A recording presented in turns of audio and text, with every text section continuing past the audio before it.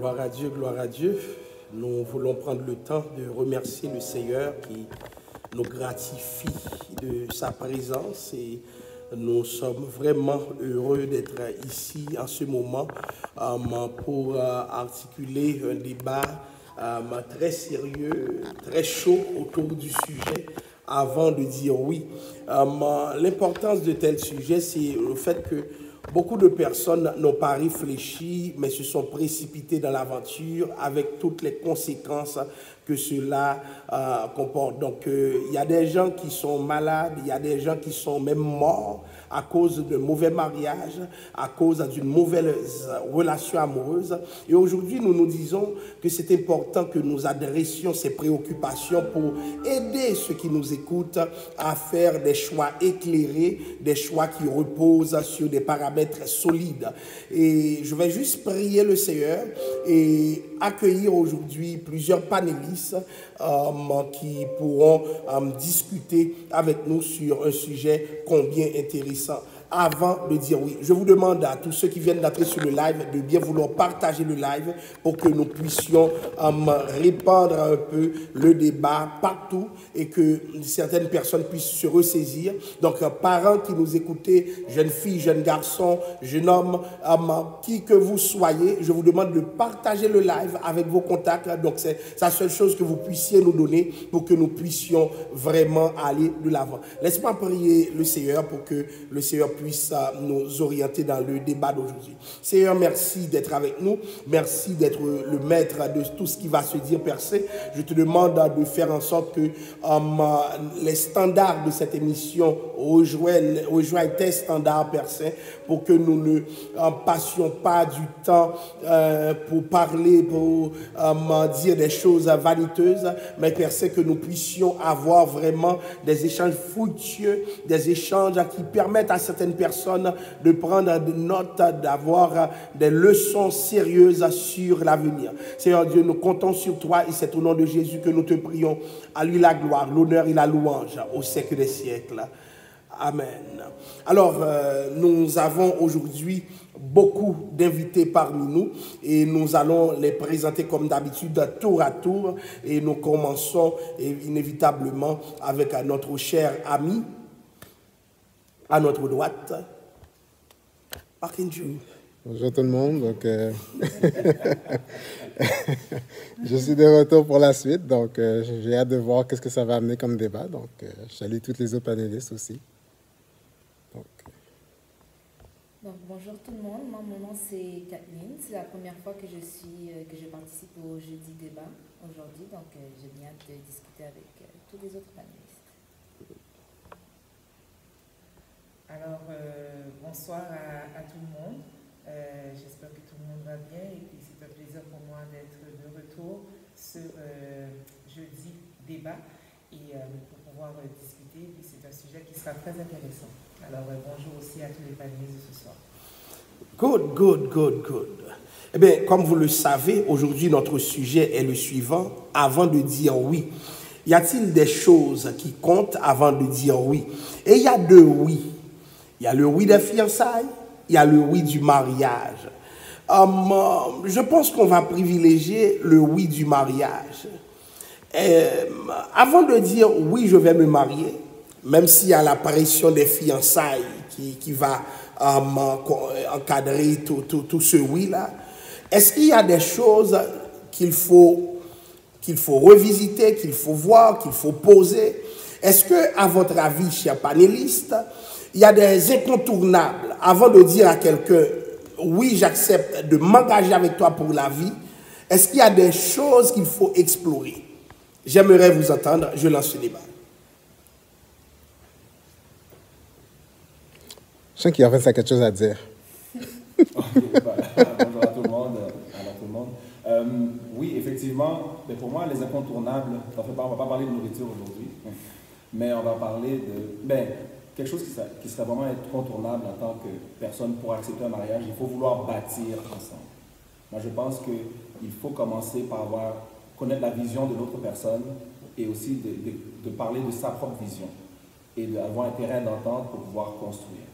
Et puis, je pense que c'est très important parce que c'est la communication.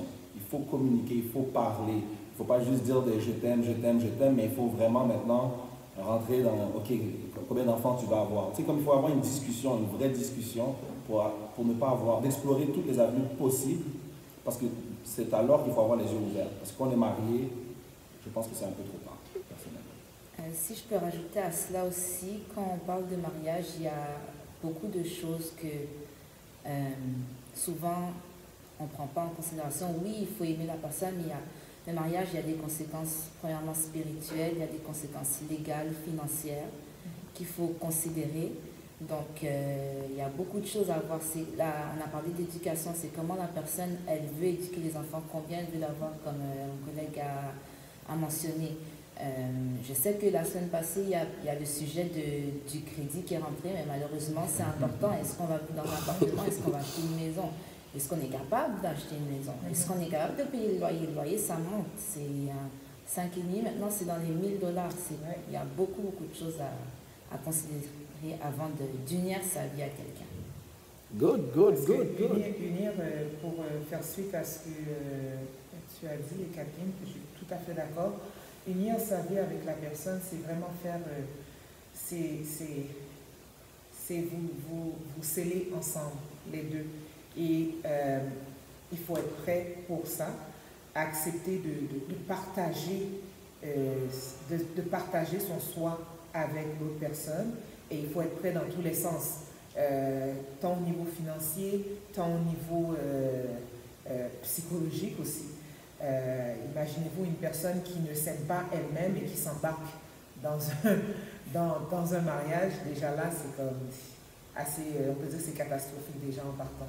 Mais il y a beaucoup de petites choses à voir avant même d'accepter le fait de rentrer dans le mariage avec une personne. Puis le mariage, c'est pas une lune de miel infinie, là. Ah oui, et j'aime ça, parce que dans le mariage, il n'y a pas seulement la lune de miel, il y a aussi la lune de fiel. Et la lune de fiel n'intéresse personne, mais on va se le dire, cette partie existe aussi. Et il va falloir la gérer, parce que c'est là que nous allons poser plusieurs questions, nous allons dans toutes les directions aujourd'hui. Donc je vois que beaucoup d'interventions ici ne touchent pas directement, premièrement, la conception que cette personne nourrit du mariage. Est-ce qu'on ne devrait pas se poser des questions sur comment cette personne voit le mariage? Donc, comment cette personne conçoit un mari? Peut-être que cette personne se dit, mais je ne veux pas de commandant dans la maison, là. Et puis, voilà que le couple va être tiraillé par tous les horizons. Comment l'autre voit une épouse? Peut-être que c'est quelqu'un qui veut dominer tes femmes. Femme, ton mari a parlé. Mais écoute là. Donc, est-ce que la personne se voit comme un tyran dans le couple? Vous voyez? Comment tu vois les amis? Comment tu vois la famille? Donc, c'est des questions, je pense qu'il faut se poser. Qu'est-ce que vous en pensez? Absolument. Absolument. Qu'est-ce que tu en penses, Marc?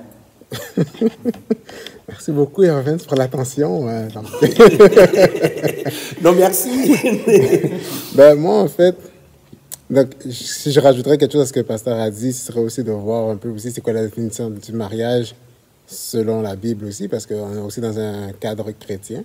Donc, il y a cette petite vidéo que j'ai vue sur Internet quand on dit es-tu prêt à obéir à ton mari? Et puis, la femme a fait « Obéir à qui? » Est-ce que cette vidéo, tu l'as là? Est-ce qu'on pourrait la passer? Moi j'aimerais bien qu'on voit cette vidéo pour voir comment une femme répond en plein cœur du mariage. Obéir à qui? À quoi? Oh mon Dieu. Elle ne savait pas dans quoi elle s'embarquait vraiment. C'est là vient le fait de ce qui est mentionné depuis le début. Est-ce que la personne... C'est quoi le mariage? C'est quoi le mariage? Alors Linda, c'est quoi le mariage? Comment Irvin a appris la définition du mariage?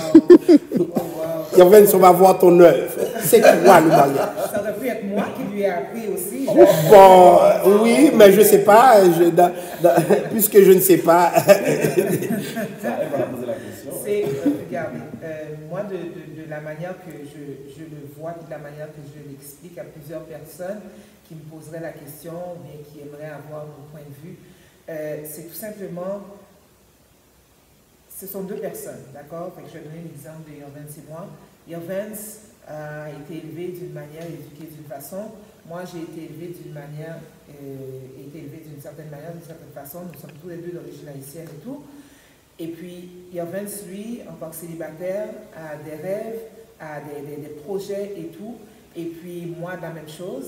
Fait que, il y a la petite flamme qui s'est comme allumée, qui a fait que monsieur a vu la personne qui est ici, Linda. La petite flamme, le volcan. Merci Marie, j'aime bien, volcan.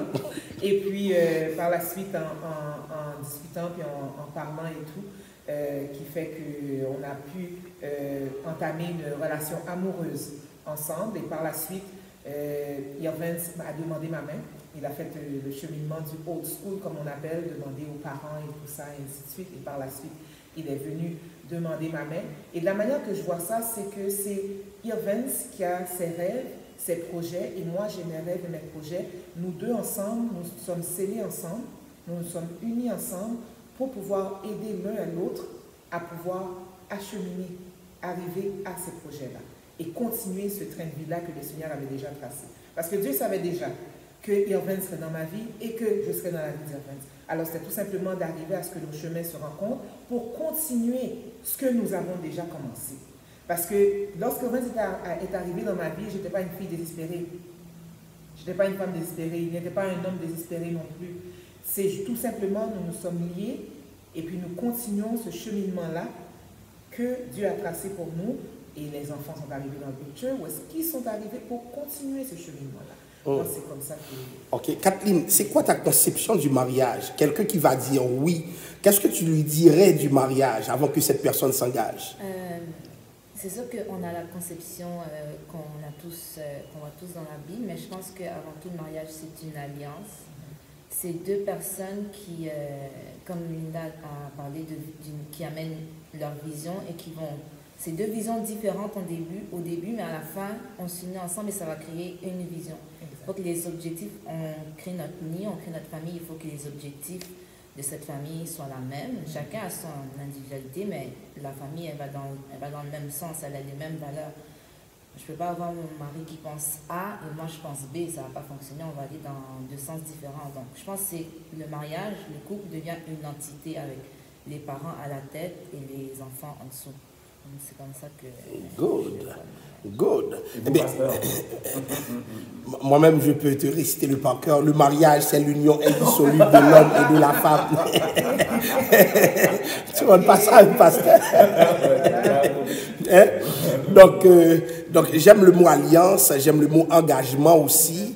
Maintenant, c'est comme, avant de dire oui à ce qu'il paraît, c'est nécessaire de poser les questions. C'est quoi? Qu'est-ce que représente un mari, une femme pour toi? Comment tu vois une femme? Comment tu comprends une femme? Est-ce que vous ne pensez pas que ces questions sont essentielles? Il y a des gens qui aiment, mais la conception de la femme ou du mari, ça ne marche pas. Non, est-ce que le fait que le cœur de la personne bat la chamade, là, ça suffit pour qu'on aille dans la relation? Je vois que Marc Andrew est en train de sourire. Marc Andrew, le rationnel, je sais que tu allais sourire. Dis-moi, rationnellement, est-ce que les attentes par rapport à l'autre ne doivent pas être précises avant d'aller de l'avant? Ben, les attentes par rapport à l'autre, je ne dirais pas que ça doit forcément être précis, mais c'est sûr qu'à un moment donné, il faut savoir qu'est-ce que tu veux, déjà à la base. Puis là, maintenant, tu peux décider qu'est-ce que tu prends. Donc, là aussi, je vais donner un exemple aussi par rapport à ce qu'on s'attend d'un homme ou d'une femme. J'ai une amie qui m'a raconté qu'elle connaît un couple. Ils sont restés mariés peut-être 2 mois.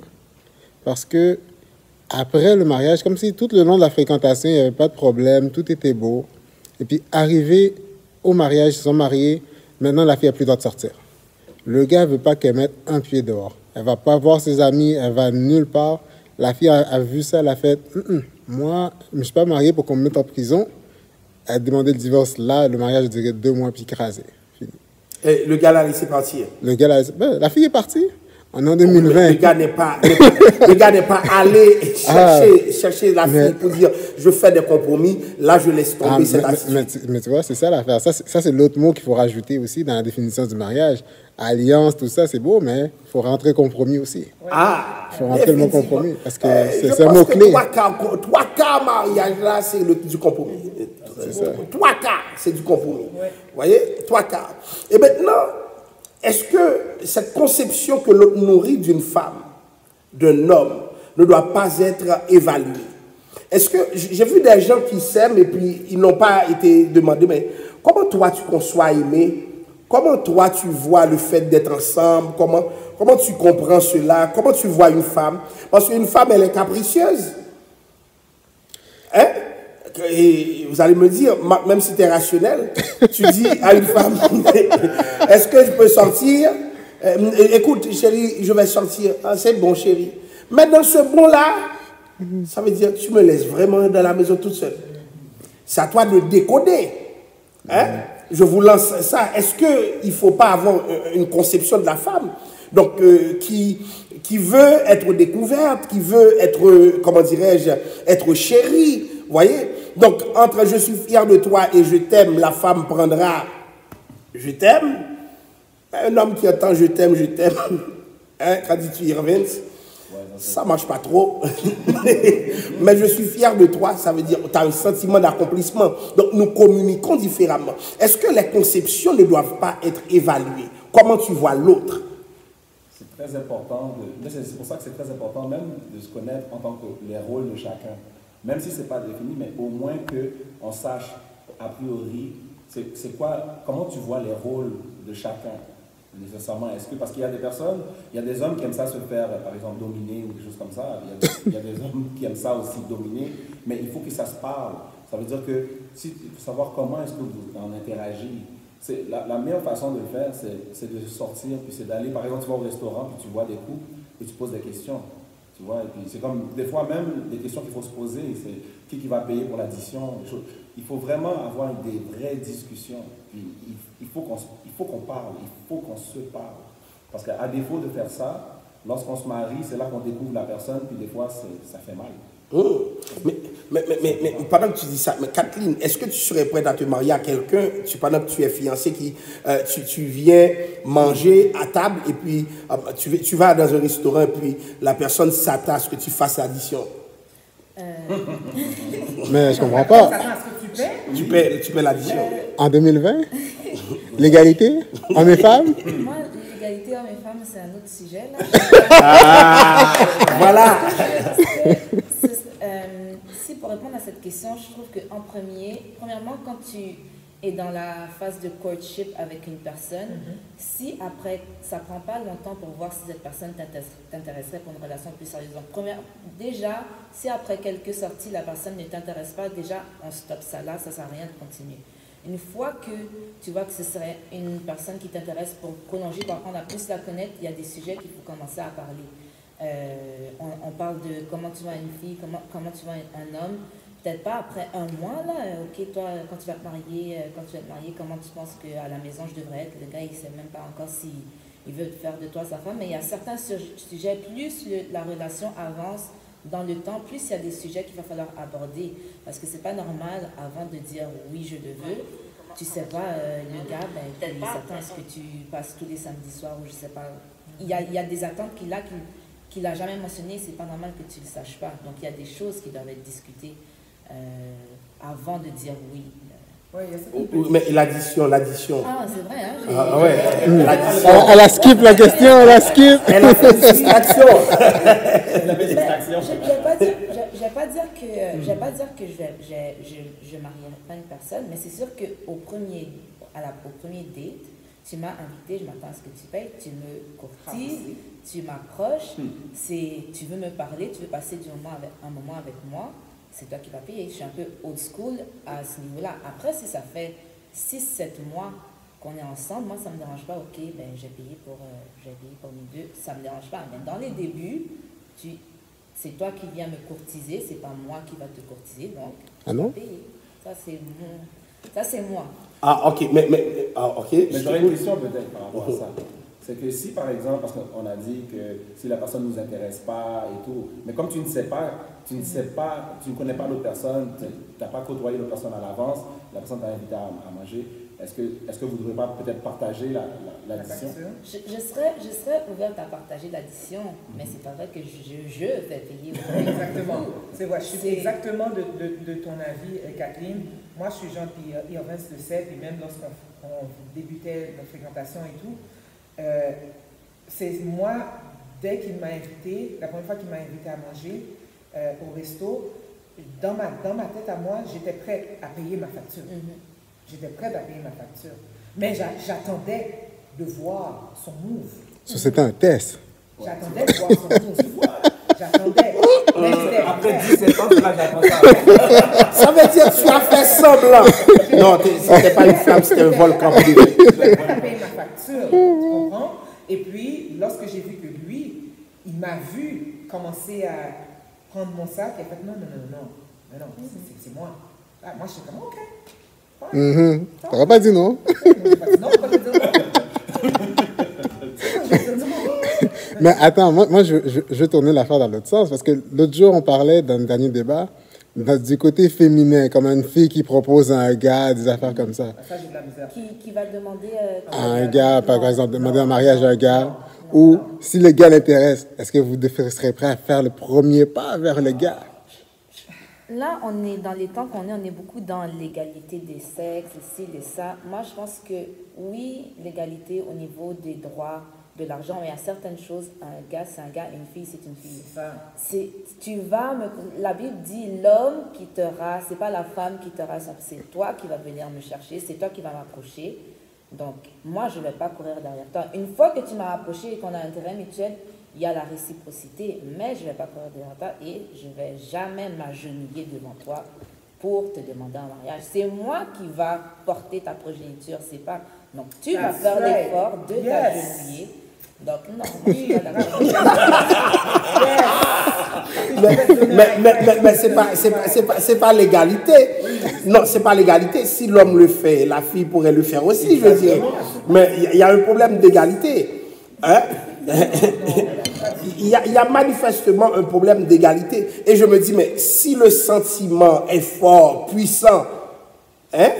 Mais l'affaire, c'est qu'un homme qui te veut vraiment va faire tout ce qu'il faut pour te garder à tes côtés. Donc, Et une femme qui te veut. Non, mais là, pas c'est comme subtil.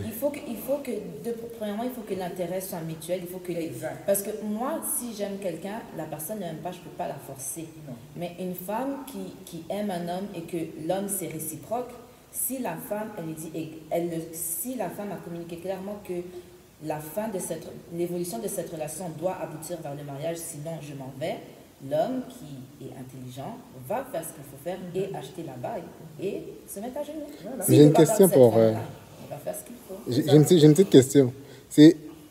Je vois ce que tu dis, mais comment je pourrais dire ça? Parce que avant, par exemple, la fille voit le gars, mais le gars n'a pas encore remarqué la fille. Là, maintenant, la fille est intéressée par le gars, mais le gars ne sait pas encore qu'elle existe. Est-ce que maintenant, la fille va faire, je ne dis pas faire le premier pas, mais est-ce que c'est là qu'on rentre dans les subtilités de genre, je vais passer plus souvent devant lui? Mais il y a des trucs, une femme sait comment attirer l'attention d'un homme si elle veut, sans aller straight to the point, ok, tu m'intéresses, je veux. Moi, personnellement, je n'irai jamais à un gars, est-ce que je veux te voir, est-ce que tu veux qu'on se fréquente? S'il y a des femmes qui le font et que ça fonctionne, c'est bien pour elles. Moi, personnellement, c'est quelque chose que je ne ferais pas. Je trouve que c'est à l'homme à m'approcher. Parce que si un homme t'a remarqué, t'a vu passer gauche, droite, et qu'il n'est pas intéressé vers toi, qu'il ne t'approche pas, c'est qu'il n'est pas intéressé. Ça, c'est pour moi. S'il est gêné, avec ses pantalons, puis que... Non, mais tellement. Parce que moi, je suis marié, donc j'ai pas de problème. Mais il y a plein de mes frères là dehors qui meurent dans le froid. ils aimeraient savoir c'est quoi tous ces trucs-là que tu dis, genre que les femmes font. Tu sais, dans le sens, pour qu'ils sachent que, bon, c'est pas mon imagination, elle est peut-être vraiment intéressée. Il y aura des regards, il y aura des sourires, là tout de suite, j'ai pas d'idée, mais des regards, des sourires. Et même s'il n'y a pas de signaux en tant que tel, le pire c'est un non. Le non ne va pas te faire mourir. Si la fille dit non, ben c'est fini. On est plus de 7 milliards sur la table. Non, mais est-ce que c'est un vrai non? C'est parce qu'il y a des fois, il y a des. Ah, c'est ça. Non, mais est-ce que c'est des vrais non? C'est genre le non qui veut dire essaye plus fort, là. C'est quoi la différence entre un non et un non? Ben, un gars qui est persistant, si la fille finit par dire oui, mais là, si la fille est rendue à te bloquer sur Facebook, bloquer sur Instagram, bloquer sur Snapchat, ça veut dire, ben, c'est non. Ouais. Non, mais alors, ça pourrait ne pas vouloir dire non. Oh! Ça pourrait vouloir dire je ne te connais pas assez. Wow! Moi, je connais un gars qui a fait quelque chose là, carrément, puisque la fille s'est arrangée pour bloquer. Maintenant, le gars dans son propre profil. Écrit chaque jour, espérant que les amis de la fille verront, parce qu'ils avaient des amis en commun. Et il écrit, mais quand tu me bloques, je me sens plus fort pour te parler, etc. Mais il osait. Mais finalement, la fille a trouvé que c'était un comique. Vous savez que l'humour marche en amour, vous voyez? Et puis finalement, il a été timidement débloqué. Et aujourd'hui, ils sont ensemble. Mais moi-même, je ne pourrais pas. Et puis, j'ai trouvé qu'un non, je me rappelle quand je courtisais ma femme, j'ai pris toute la précaution de savoir si elle me répondrait oui. Quand j'ai vu que je m'en irais pour un non, je suis allé voir sa mère. Wow! Vous voyez? Donc, c'est ça. Mais je comprends pas. Une femme qui n'est pas intéressée, qui n'est pas intéressée pour de vrai, le non va aussi venir avec une attitude. L'intonation du non. Exactement. Et l'attitude. Elle va devenir désagréable. Ouais. Une femme qui veut que tu la laisses tranquille va devenir désagréable. Et je pourrais même dire mal élevée. Oui. Fois. Donc, si tu vois que la personne. Il y a des courtois qui sont polis, secs, que tu vois qu'elle dit ça juste pour pas te blesser. Mais si tu vois qu'elle rit encore à certaines choses, peut-être que c'est elle aussi la timidité.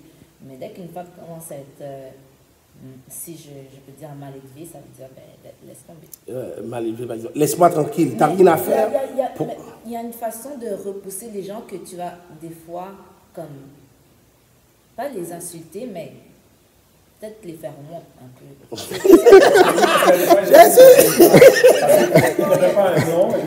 De quelle façon je peux te dire un non pour que tu comprennes que je suis pas intéressé? Oh my God! Beaucoup de caractères sur la table, beaucoup de volcans. Beaucoup de volcans. Alors, on a pris le côté matrimonial. C'est quoi le mariage? Qu'est-ce que tu comprends de l'autre? Qu'est-ce que tu comprends des femmes en tant que telles? Donc, il y a des hommes qui ne peuvent pas vivre avec une femme. Il y a des femmes qui ne peuvent pas vivre avec un homme. Pourquoi? Parce que leur conception est très mauvaise. Mais aussi, par rapport au projet, avant de dire oui à quelqu'un, est-ce qu'on devrait lui demander comment vous voyez les choses? C'est quoi vos projets d'avenir? Est-ce que ce serait important qu'on réfléchisse là-dessus? Ben oui. C'est pas une fois marié que c'est là que tu apprends. Il voulait 6 enfants, puis toi, tu n'avais même pas la tête pour 2. Là. Il y a une discussion, il y a un dialogue qui a eu lieu quand même plusieurs avant, parce que je crois sincèrement que même avant que l'homme fasse la demande, c'est parce qu'il y a eu quand même beaucoup de dialogues qui se sont faits auparavant avec la jeune fille pour lui demander, les deux se sont parlé mutuellement, c'est comme en ce qui a fait en termes d'enfants ou quoi que ce soit, ou bien dans la vie, comment tu vois certaines choses, toi, qu'est-ce que tu penses, toi, est-ce que tu penses qu'il faudrait, si à un moment donné on envisage à se marier, est-ce que tu penses qu'il faudrait s'acheter une maison tout de suite, ou bien peut-être un appartement, ou quoi que ce soit, qu'est-ce que tu penses de ça, ou qu'est-ce que tu penses que ton père dirait, ou comment tu penses que ta mère dirait ça, blablabla. De la manière que le jeune homme voit que la jeune fille, elle est avec ses parents, avec sa famille, de la manière que la jeune fille a le temps de voir aussi, de la manière que le jeune homme est avec sa famille et tout. Fait qu'il y a tout ça avant selon moi, avant que le jeune homme parte et pose la question, je crois sincèrement que c'est ce qu'il faudrait qu'il soit fait avant même. Parce que c'est ça qui t'emmène à te dire que, oh wow, cette personne-là, c'est vraiment une personne avec qui je peux continuer de faire un bout de chemin avec elle. Parce qu'arriver et dire, oh, tu sais, je suis avec elle, c'est sûr que je la marie demain. Mais tu la connais pas. Je ne dis pas que la personne elle est mauvaise, mais tu ne la connais pas. Ça fait 17 ans qu'il y a 26 mois, nous sommes mariés. Et c'est comme, on en apprend tout le temps. On en apprend à tous les jours. On en apprend tous les jours. Fait que, selon moi, c'est vraiment primordial qu'il y a certaines discussions qui se fassent avant même d'arriver et de dire oui. Et même le jeune homme qui va poser la question, avant même d'aller poser la question, d'aller demander la main de la jeune fille. En tout cas, Yovens, si tu étais mal marié, on le saurait ce soir. Une est satisfaite. Une chance. Mais tu vois, mais il faut parler de tout. C'est tellement de tout. C'est comme même savoir, il faudrait même parler de, économiquement des fois, dans le sens que, est-ce que ça te dérange que ta femme fasse plus que toi, par exemple? C'est vraiment des vraies discussions. Il ne faut pas avoir peur de le parler. Parce qu'il y a des choses que si tu n'en parles pas, peut-être tu vas avoir des ressentiments, des choses comme ça. Donc c'est mieux de trop en parler même pas que de juste passer. des ressentiments, même des surprises Ouais, par après. exactement. Parce que comme l'exemple que tu viens de donner, si l'homme ou bien cet homme-là, ça le dérange terriblement du fait qu'il a un salaire moins élevé qu'une femme, et puis là, maintenant, ils ne se font pas parler de ça ou quoi que ce soit, ils ne savaient pas ou puis là, le mariage, là, mais c'est là ce problème qu'il retourne en Haïti. Ouais. Au Canada, là, tu peux pas penser que tu seras au-dessus des femmes en termes de salaire. Là, c'est oublié ça, là. Il y en a pour eux, j'en connais, c'est un problème, c'est un gros pour problème. eux, c'est du fait que, ouais. Mais c'est quoi le problème que ta femme touche beaucoup plus que toi? Ben, c'est plus d'argent qui rentre dans la maison. Mais c'est ça dépend du couple parce que, honnêtement, si ta femme fait plus d'argent, vous avez plus de moyens techniquement. Exactement. Vous êtes ensemble. Oui. D'accord avec toi. Ah, mais il y a quelque chose. Pas comme ça. Mais on dit souvent qui finance commande. Mais, Voilà. mais c'est pas ça.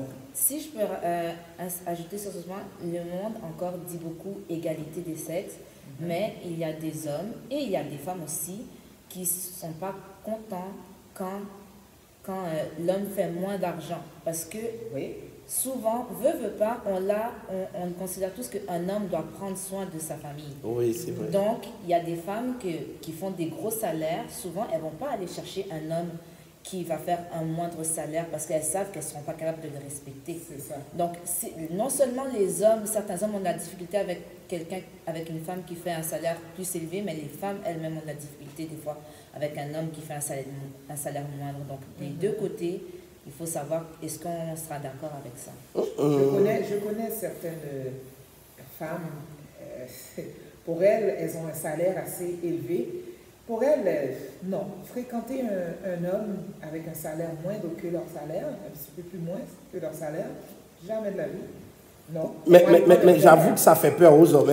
On va aller prendre un verre avec la personne, pas de problème, mais c'est comme commencer, débuter une relation qui pourrait acheminer plus loin, non. Vraiment pas. Pour Mais elle, pourquoi? C'est comme non. Mais c'est quoi le pourquoi? Ben, elle l'a dit, c'est la conception traditionnelle du couple qui veut que l'homme prenne soin de la femme, le modèle l'homme pourvoyeur. Comment tu vas pourvoir à une femme millionnaire? Mais attends une minute, tu as envie de faire un cadeau, tu achètes une voiture neuve et puis... Pasteur, je vois ce que tu veux dire, mais de l'autre côté, pourquoi est-ce que le gars il fait un salaire qui est moindre aussi? Est-ce que c'est les opportunités qu'il n'a pas eu les mêmes que la femme? Est-ce que c'est par choix? Parce qu'il y en a qui ils sont contre, on va dire, l'accumulation de richesses matérielles, qui vont se dire, ben, j'ai le minimum, j'ai ce qu'il me faut pour vivre aisément, je suis satisfait comme ça.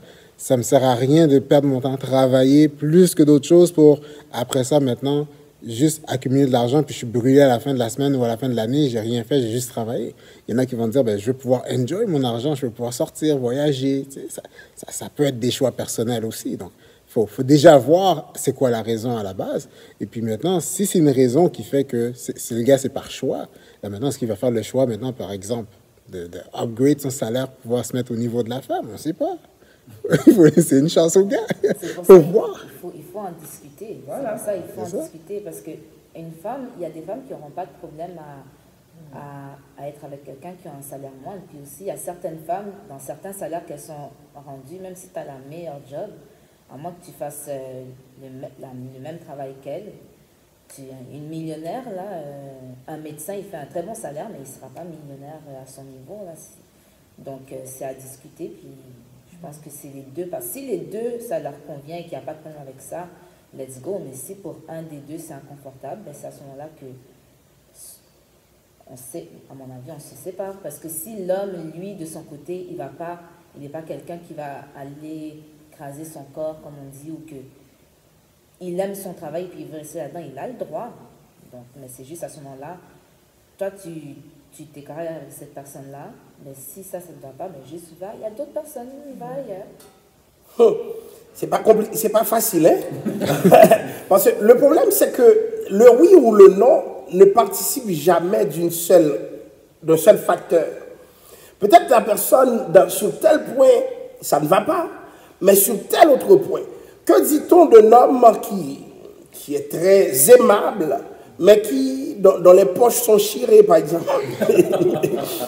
Donc, c'est toujours un ensemble de facteurs. Est-ce qu'on prend l'amour ou bien l'argent? Est-ce qu'on est plus matérialiste ou moins matérialiste? Donc, bien entendu, ce que j'aime, c'est que le dialogue peut aider à comprendre, à approcher, à connaître les valeurs de l'autre, les projets de l'autre.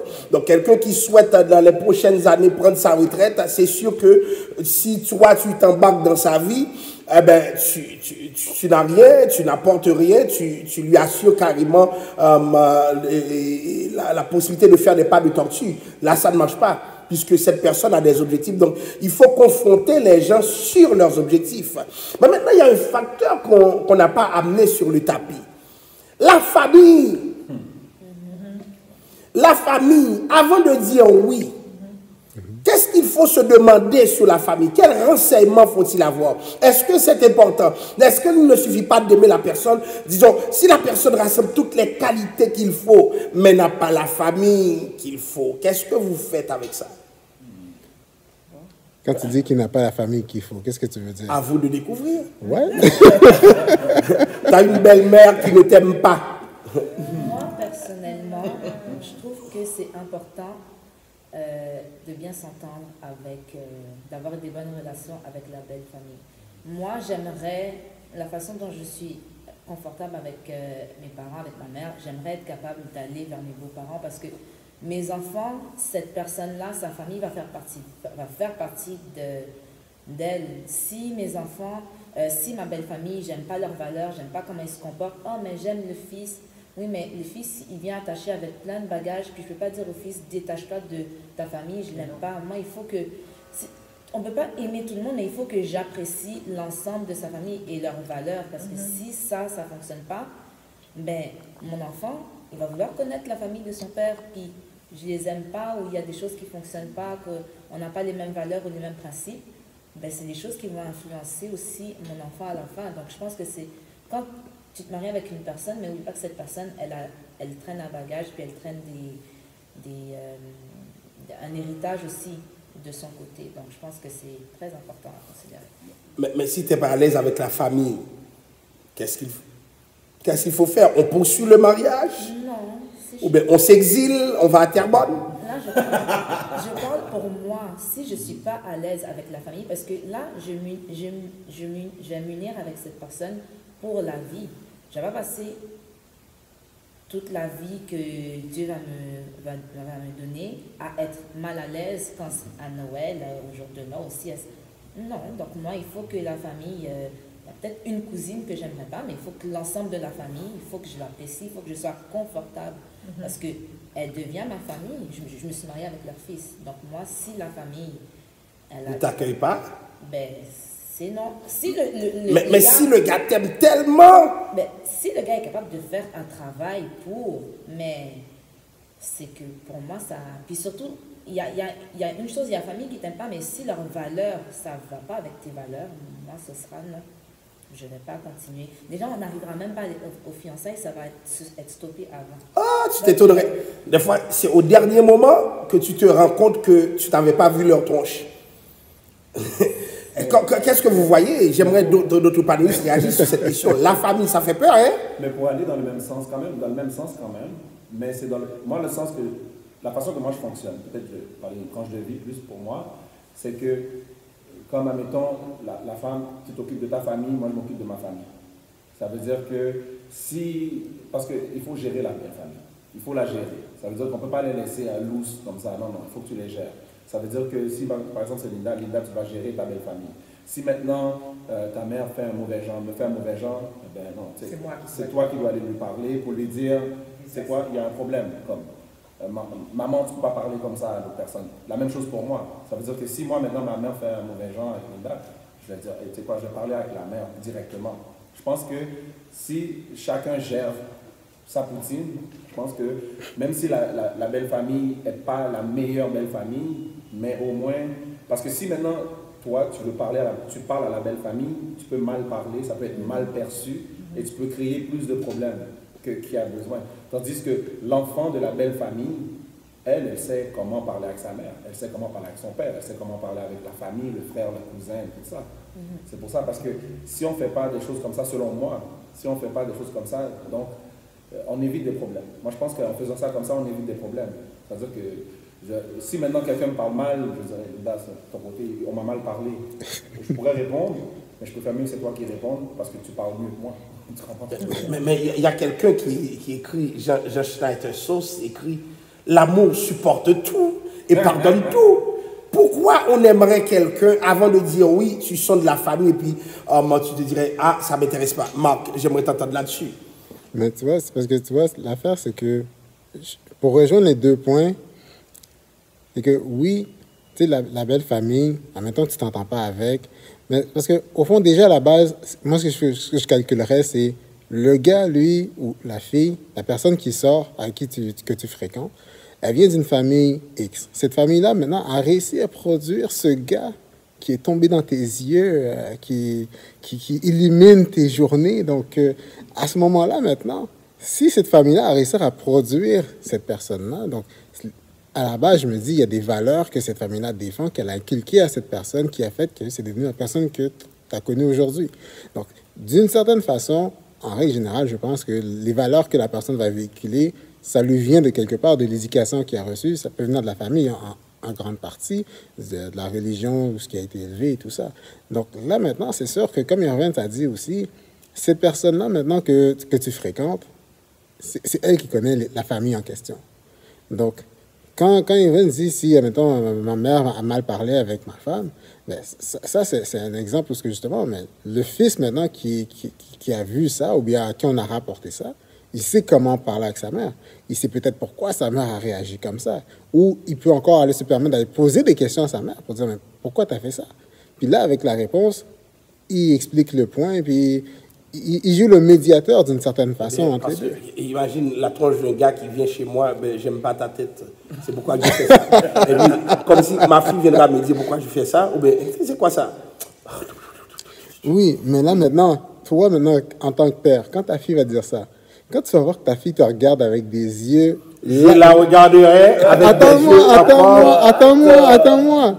Là, elle te regarde avec des yeux, mais les yeux qu'elle te regarde, ça te fend le cœur parce que... Fend le cœur, oui. Mais le problème, c'est que c'est juste toi, tu n'aimes pas la forme tête du gars. Mais le gars, mettons, il traite bien la fille, ça fait 3 ans qu'ils se fréquentent, il la traite bien. Tu as des bons témoignages du gars, de sa communauté, de sa famille, de partout. Hein? Tu as une intuition. Oui, mais des fois, est-ce que c'est une intuition ou bien des fois, c'est juste un mauvais genre? Il y a ça aussi. Tu sais, il faut faire la part des choses. Il faut aussi faire attention quand j'ai parlé pour moi, quand je parle de si ça ne va pas avec la famille, je ne parle pas, il y a 1 ou 2 personnes qui ne m'apprécient pas. Tout le monde, on ne peut pas s'aimer. Mais il faut avoir un respect mutuel puis être capable de s'entendre. Mais, exemple, je vais prendre des cas extrêmes. Le gars, est-ce qu'il vient d'une famille de criminels? Lui, il s'est détaché, mais le reste de sa famille, il y a toujours quelque chose. Mes enfants vont marcher dans la rue, puis ils sont liés. Il a le nom de famille de cette famille de criminels. Est-ce que le gars, il vient d'une famille que c'est un blanc? Les blancs de sa famille ne sont pas capables de voir les noirs. Donc, mes enfants, quand ils vont chez la grand-mère les traite de petites négresses. C'est des aspects importants. J'ai beau aimer la personne, est-ce que je vais me soumettre, moi, à 45 ans, 60 ans, ce que Dieu va me donner, et mes enfants de mauvais genre, ou bien est-ce que je vais m'en aller? Je ne parle pas de petites zizanées, de petits malentendus. Dans une famille, c'est sûr qu'il va y avoir des fois des petites disputes. Je parle de des grosses affaires quand même.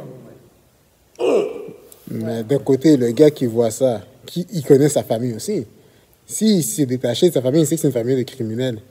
Je pense même pas qu'il va chercher à te les présenter. Mais je pense Tu vois ce que je veux dire? Ton nom Ouais, mais... traîne beaucoup de... Et il y a des personnes aussi, même si un tel est là, on est rentré dans le sujet d'une famille de criminels, même si toi tu es détaché, ils ne sont pas capables d'atteindre cette personne qui est criminelle, mais c'est toi qui vont aller chercher parce qu'ils savent que ça va faire du mal à l'autre personne. Donc il y a des personnes avec qui tu ne t'associes pas. Oui, mais... Il paraît bien dans son soute, il est très beau, mais tu sais que... Parce que souvent, qu'est-ce qui arrive aussi dans les... Tu sors avec quelqu'un, par exemple, tu le présentes à tes parents, et les parents disent, qui reste lui? C'est comme, d'où cette personne-là vient? C'est qui son père? Comment s'appelle son père? Qui signature? On pose plein de questions, parce qu'on dirait qu'ils veulent voir de quelle branche cette personne-là sort, comme s'il y avait une branche qui était maudite ou des choses comme ça. C'est pour ça que c'est un peu... Et je pense que, parmi les questions qu'il faut se poser, alors pour ceux qui nous écoutent, le mariage, c'est une affaire de famille, de deux lignées qui se croisent. Donc, si une famille ne t'accueille pas, réfléchis 10 fois. Parce que la famille te fait savoir à quoi t'attendre. Donc, ça donne une idée. Souvent, la personne qui rit avec toi va reproduire plus tard, lorsque l'amour ne sera plus sentiment, plus émotion, ce que sa famille est, toutes les valeurs qui lui ont été inculquées. Et c'est là que ça devient urgent d'avoir une réflexion sur la famille. Donc, il y a des gens, la famille te pousse. OK? Tu ne dis rien. Tu acceptes, etc. parce que c'est ton homme que tu aimes, c'est ta femme que tu aimes. Mais plus tard, c'est cette femme qui te pousse. Et la famille lui dit finalement, il a compris, elle a compris. Qu'est-ce qui va se passer? Donc, il faut une réflexion sur la famille. Pourquoi on ne t'aime pas? À cause de tes valeurs? Ou bien à cause de leurs propres valeurs? Vous voyez? Pourquoi on ne t'aime pas? Parce qu'ils espéraient quelqu'un de plus clair, quelqu'un qui a plus d'argent. Il faut sonder le gars avec qui tu sors, la femme avec qui tu sors pour savoir si elle n'est pas trop matérialiste pour toi. C'est des questions à se poser. Maintenant, il y a d'autres questions à se poser aussi. Je ne sais pas si vous voyez. Comment va être notre relation avec la famille? Est-ce qu'on va visiter? On va les appeler. Quelle fréquence? Est-ce qu'on va les appeler? Je suis contente d'être en votre compagnie. Même Siri a répondu, je suis contente de la visite. Siri veut une visite. Voyez, est-ce qu'on l'appelle la famille? Ou bien est-ce qu'on va chez elle? Avec quelle fréquence? Est-ce que quand je fais à manger, il y a des mères qui veulent toujours faire à manger pour leur fils? Est-ce que ça me dérange? Est-ce que ça ne me dérange pas? Moi, ça ne me dérange pas. Moins de cuisine à faire. Moi, j'ai de l'espace. Personne ne va se plaindre. Non, moi, ça ne me dérange pas. Puis surtout le fait que, moi, ma maman est décédée, ça va faire bientôt 10 ans. Mais j'ai acquis une autre maman il y a 17 ans de cela, qui est la mère de I like you. Fait que, elle, c'est comme... comme ses enfants disent très souvent, sa mission, c'est de faire à manger. Fait qu'elle aime cuisiner. Elle adore cuisiner. Elle aime cuisiner. Et surtout pour ses petits-enfants. Et les petits, c'est-à-dire nos deux enfants, ils aiment beaucoup la nourriture de grand-maman. Alors, c'est sûr que je ne refuserai jamais la nourriture de grand-maman. Grand-maman, lorsque le temps nous le permet, c'est sûr qu'on essaye d'aller la visiter et tout. C'est sûr avec ce qui se passe présentement, ce qu'après la pandémie, puis elle a une santé quand même assez fragile, avec les enfants restent quand même assez loin, mais on essaye le plus que possible de prendre de ces nouvelles et tout. Même avant la pandémie, on allait chez ta mère à chaque dimanche, quoi. Ouais, c'était rendu une tradition, une routine. Mais je t'ai mentionné que ça ne dérangeait pas Linda aussi, parce qu'il y a des fois, il y a des femmes qui ça va leur déranger que la belle-mère fait de la nourriture aussi. C'est pas tout le monde qui est à l'aise avec ces concepts. C'est pour ça qu'il faut parler. Donc, c'est son espace privé. Moi, j'ai entendu une femme me dire, parlant de son mari, mais ce qu'il ne peut pas dire à son mari, il m'a dit, la femme m'a dit, ma belle-mère prend tout l'espace qui me revient. C'est moi, femme, qui dois lui faire à manger, mais c'est elle tout le temps. Moi, je me dis, mais Je pensais que faire à manger, c'était quelque chose de compliqué. Donc, si quelqu'un d'autre le fait, il te faut mettre une jus. Avec les femmes, on ne sait à quel sein se vouer. Mais tout ça pour dire que, en parlant de la belle famille, moi j'ai développé une relation avec ma belle famille. Et puis, je suis très, très, très proche de ma belle famille. De la même manière qu'Irvine est très proche de ma famille. Fait que c'est vraiment, tu te maries, c'est un lien que tu crées avec l'autre personne, mais que veux pas, tu es rentré dans la famille. Tu fais partie de la famille. Alors c'est important pour moi d'avoir une relation avec ma belle famille. Et puis, je remercie le Seigneur, nous avons une très, très, très belle relation. Et les enfants aussi, c'est important pour moi, comme Catherine l'a mentionné, d'avoir une relation avec leurs grands-parents. Qui puissent, parce que moi, j'ai pas eu cette opportunité-là de pouvoir avoir une relation avec mes grands-parents parce que mes parents étaient ici, je suis née ici, mes grands-parents étaient en Haïti. Ils sont décédés, oui, on a été les visiter, mais on n'a pas habité ensemble ou bien c'était pas comme, ok, aujourd'hui on s'en va chez grand-maman, je vais me faire garder chez grand-maman ou quoi que ce soit. Je n'ai pas eu ça. Et Irvine aussi, si je ne m'abuse, il n'a pas eu aussi. Mais pour nous, c'était important que les enfants aient une relation avec leurs grands-parents. Alors, veut pas, il faut créer un lien avec la belle famille pour pouvoir avoir cette relation-là. Et puis ça, c'est quelque chose que c'est important pour moi, même avant même de dire oui, d'avoir une relation avec ma belle-mère, mon beau-père, avec une belle-sœur, beau-frère et tout ça. Ça, c'est vice-versa. C'est très important. Mais il y a des gens qui ont l'avantage d'avoir le caractère pour socialiser avec la famille, mais des fois c'est tellement compliqué. Oui, c'est compliqué. Toi, remercie le Seigneur, c'est facile pour toi. C'est compliqué. Il faut travailler, c'est un travail aussi, parce que des fois on peut être gêné, mais c'est un travail aussi à faire. C'est comme tu vois, mettons, tu vas, avant de dire oui, donc avant les fiançailles et tout, il faut parler avec les parents, parce que souvent maintenant ce qui arrive, c'est que les personnes ils vont directement avec la personne, et puis ils sortent avec la personne, ils disent oh, moi je sors juste avec toi, et je ne sors pas avec ta famille. Mais c'est important de comprendre que c'est un package. Ça veut dire que tu aimes la personne, mais il faut qu'il y ait au moins un respect minimum pour la famille. Il faut avoir ce respect-là. Et puis, si maintenant tu le démontres en partant, c'est plus facile. Parce que tu as dit un point qui est important aussi, parce que la famille, les parents, ils ont de l'intuition.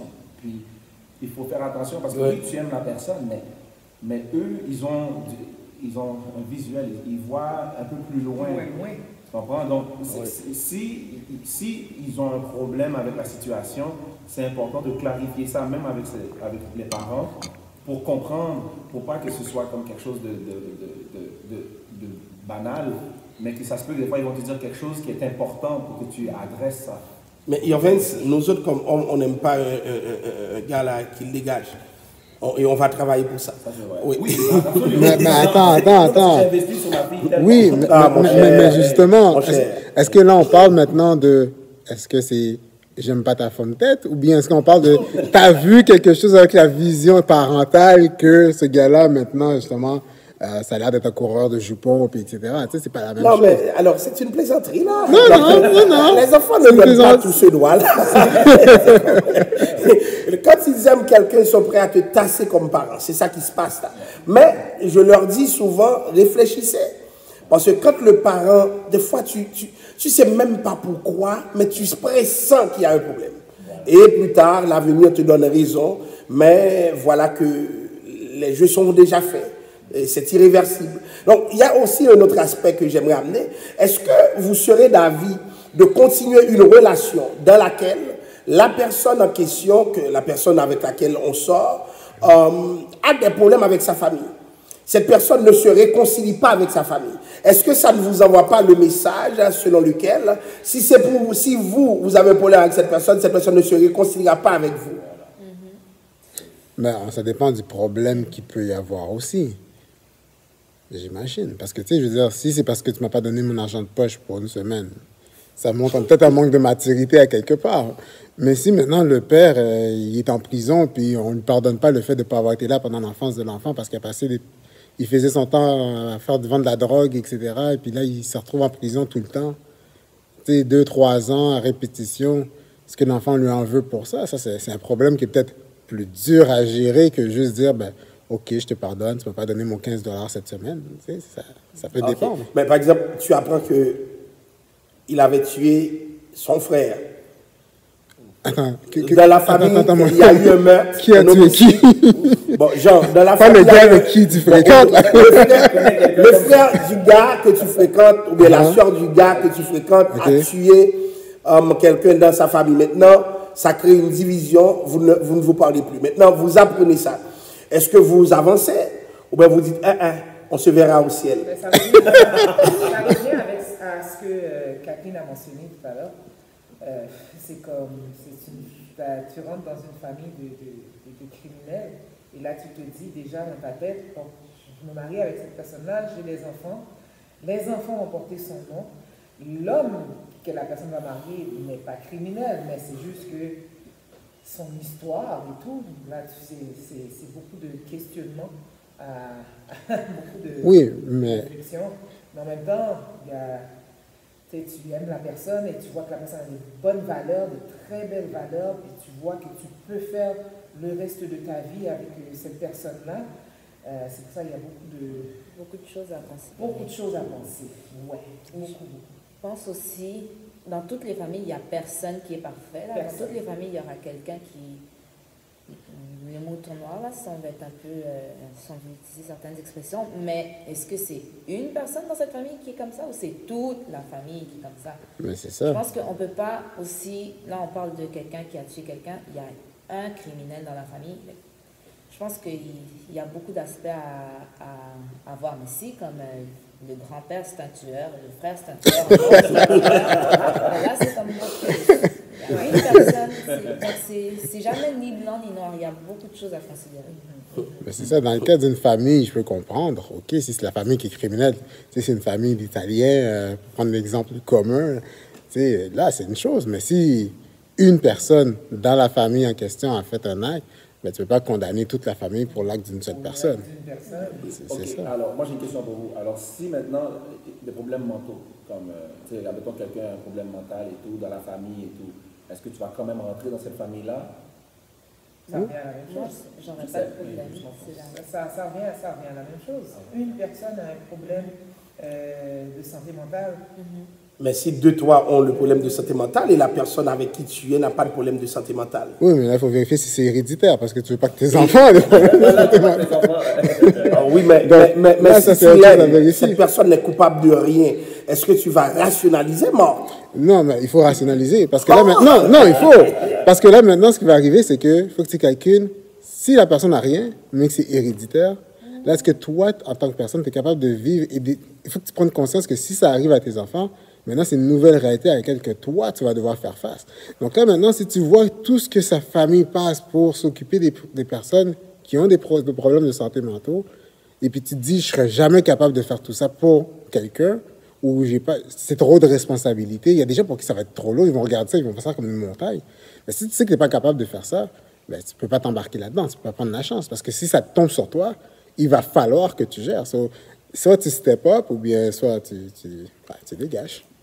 Avec les maladies, c'est difficile. Parce que quand on parle de problèmes de santé physique et de problèmes de santé mentaux, il y a plein de choses qui rentrent. Ce n'est pas juste l'hérédité. Il y a aussi le contexte biopsychosocial qui rentre en jeu. Il y a beaucoup de choses. Donc, moi, je ne m'arrêterai pas sur OK, oui, je vais le voir, mais je ne vais pas m'arrêter sur il y a deux personnes dans la famille. Il y a personne qui est complètement normale sur cette terre-là. On est tous sur un continuum, on évolue. Il y en a qui sont un peu plus élevés, un peu plus en bas que d'autres, mais c'est la même chose. Je pourrais faire la même chose avec le diabète, les cancers. Il y a deux personnes dans cette famille-là qui ont eu le cancer. Mais là, on peut faire ça avec toutes les maladies qui étaient sur la terre. On ne s'arrêtera jamais. Donc, je pense que ça, comme les maladies, Non, mais c'est pour répondre à son exemple. Ouais. Mais tu vois, l'idée aussi, c'est que au final, tu peux être deux personnes, il n'y a jamais eu d'historique de santé mentale ou de maladie quelconque, et puis à la fin, tu arrives avec ton enfant, et puis tu as un problème aussi. Là encore, c'est la vie qui... Oh non, alors, ça c'est prier, mon cher. C'est pas mal compliqué, parce que moi-même, ce que je connais, il y a des gens, si tu es anémie, falciforme, je ne sais pas quel modèle, ils ne vont pas s'engager, ils vont reculer. Je connais des personnes aussi, moi-même, qui ont été très loin, et puis automatiquement que ce diagnostic s'est posé. La famille s'est imposée pour que ces liens, comment dirais-je, se dissolvent. C'est comme si automatiquement que ça arrive, tu n'as plus droit à l'amour. Est-ce que vous privilégierez des liens qui sont basés, je dirais, sur ce que votre cœur vous dit? Ou bien vous allez amener la raison pour réfléchir sur ça? Mais il y a la raison qu'on peut amener, mais il faut aussi que la raison, comment dire, qu'elle soit bien fondée et qu'elle soit justifiée. Parce que cette affaire d'anémie falciforme-là, déjà pour que les enfants, si on va rentrer scientifique, pour que les enfants aient cette maladie-là, il faut que toi aussi, soit tu l'aies l'anémie falciforme ou que tu sois porteur de ce gène. Donc il y a des tests qui se font. Tu peux aller chez le médecin puis demander de se faire tester pour. Donc c'est pas juste cette personne est anémie falciforme puis automatiquement te marie pas. Si toi tout va bien, il y a comme un 75% de chances que tes enfants ils auront rien. Puis même à ça, des fois, même s'ils ont un petit quelque chose, c'est la forme légère. Il y a plusieurs degrés. Donc des fois il y a des personnes qui veulent empêcher certaines choses, mais ils sont même pas bien informés. Donc déjà là, est-ce que tes ressources sont bonnes, tes sources sont bonnes? Oh, mon Dieu. Est-ce qu'on demanderait par rapport aux familles, c'est quoi la relation que l'autre veut que tu aies avec sa famille? Il y a des couples où l'un demande à l'autre, éloigne-toi de ma famille. Je ne veux pas que tu aies des relations avec ma famille. Pour 1, 2, 3, 4 raisons. Il y a des couples où c'est le contraire qui se passe. Comment jongler avec cette réalité? Qu'est-ce qu'on fait? Est-ce que c'est normal que quelqu'un ne veut pas qu'il y ait de relations, que l'autre veut qu'il y ait des relations? Et des fois, il y a même un déséquilibre. Lorsque c'est la famille de l'autre qui vient dans la maison, pas de problème. Mais quand c'est ma famille, il y a un problème. Comment vous voyez cela?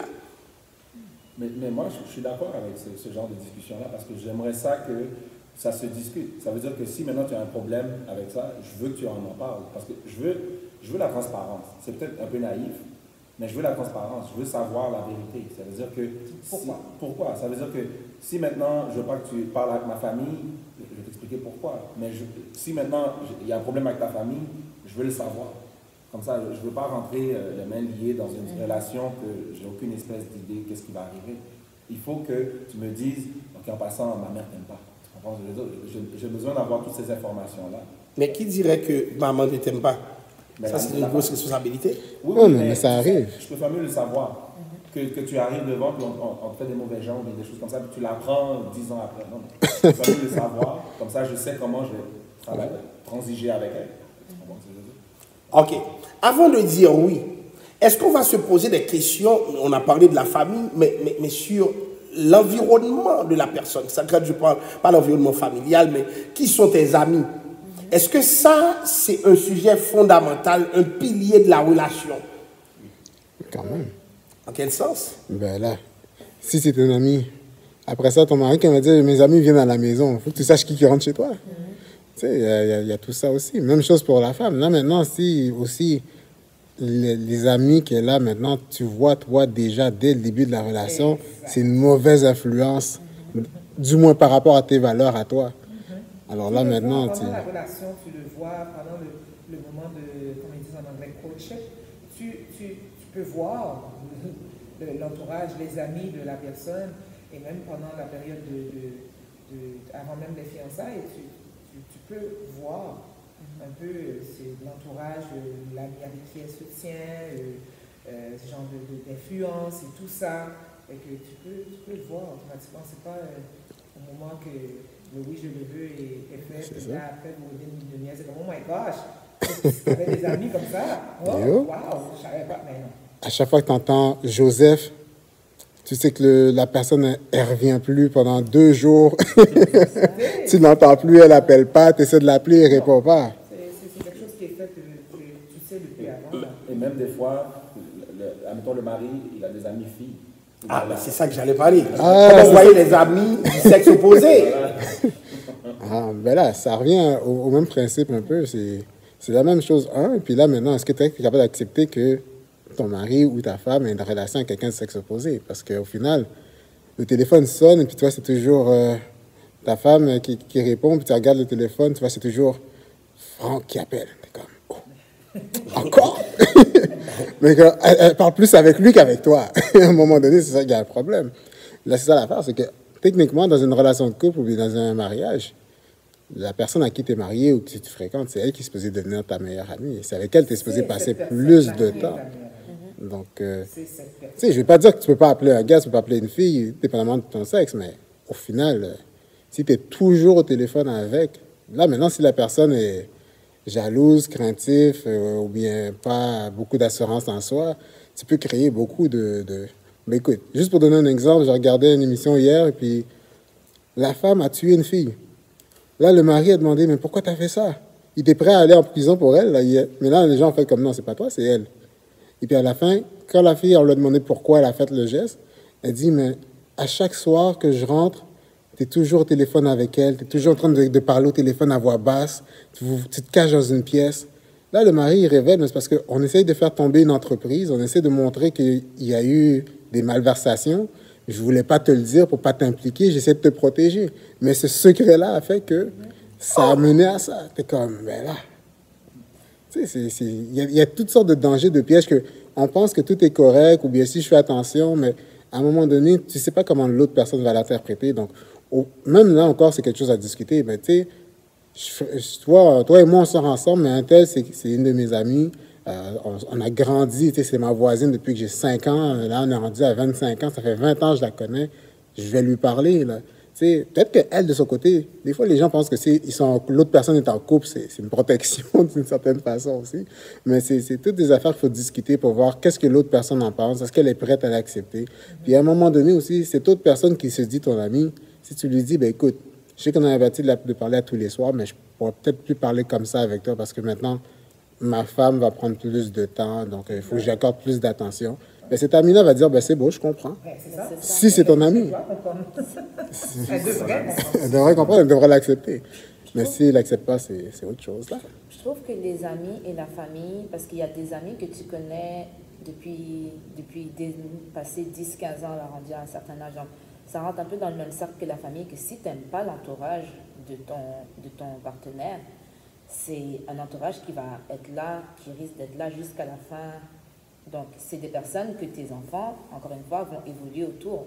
Donc, s'il n'y a personne dans l'entourage de ton partenaire que tu aimes, est-ce que tu ne peux pas forcer la personne à dire ben, tu ne parles à plus personne? Donc, il y a ça à considérer. Et sur la question du sexe opposé, mais ça va être au partenaire aussi de mettre certaines limites. Comme, OK, c'est irrespectueux, je suis avec ma femme, il est 11h du soir, puis je suis là, grignant avec une autre femme au téléphone. Ben, il y a des limites qu'il faut mettre. Moi, je n'aurais pas de problème à ce que mon homme ait des amies filles, mais il y a certaines limites, il y a un certain respect que tu vas devoir me donner. Donne-moi ma place. Exact. Si tu ne me la donnes pas, moi je vais la prendre, puis tu vas peut-être pas aimer comment je vais la prendre. Donne-moi ma place. Alléluia. Du lundi au vendredi, 8 à 5. Mais là encore, n'oubliez pas, le mariage, pour ceux qui nous écoutent, ce n'est pas une aventure où on change l'autre. On trouve l'autre avec, comment dirais-je, son environnement. Et souvent, on dit un homme, par rapport aux amis, est différent d'une femme. Les hommes peuvent grandir avec un ami. Lorsque deux hommes se lient d'amitié, même s'ils fightent, ils peuvent se réconcilier rapidement. Alors qu'une femme, c'est pas la même chose. C'est pas la même chose. Un homme, disons, une femme qui conquiert un homme, vraiment, devient son ami. Et c'est difficile. C'est difficile, plusieurs couples fonctionnent, c'est des amoureux, mais pas des amis. Parce qu'un homme a une autre relation avec ses amis. Et c'est là que c'est compliqué. Des fois, les couples ne posent pas la question de savoir qu'est-ce qu'il en est. Est-ce que cet homme avec ses amis, c'est normal? Et on n'a pas posé la question sur la table. Quelle relation que vous voulez que chacun entretienne avec les amis qu'il faut? Est-ce que si vous voyez la meilleure amie de la femme se retrouver où ça là, dans la chambre à coucher, est-ce que vous serez dérangé? Oui, limite quand même. Yes. Mais ce n'est pas le sexe opposé. C'est pas le sexe opposé. Dans ta chambre, tu vois la meilleure amie de ta femme en train de lui parler. Est-ce que ça dérange? Je pense que ça va être personnel au couple. Là. Je pense que ça va vraiment être personnel au couple. Il y a des personnes qui vont considérer leur chambre vraiment, c'est comme un sanctuaire. Il n'y a personne qui rentre dedans. Même les enfants, des fois, n'ont pas le droit d'entrer dans la chambre des parents sans leur autorisation. Donc, je pense que c'est propre au couple, ils vont mettre leurs règles, puis soit c'est oui, on a le droit, soit c'est non. Mais si c'est oui, si c'est non pour tout le monde. On ne peut pas faire, ah ben oui, elle, non, elle, c'est... Donc c'est vraiment au couple.